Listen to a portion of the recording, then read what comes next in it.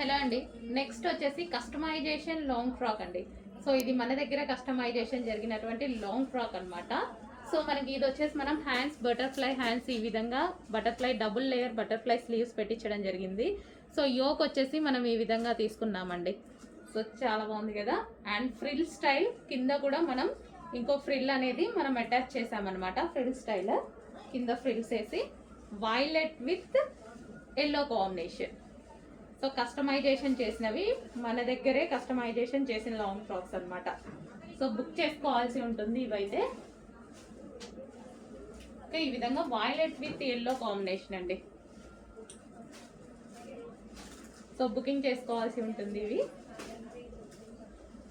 So ఎవరి సైజ్కి వాళ్ళకి customization చేసి ఇస్తాము. M2 XXL sizes. ఓకే.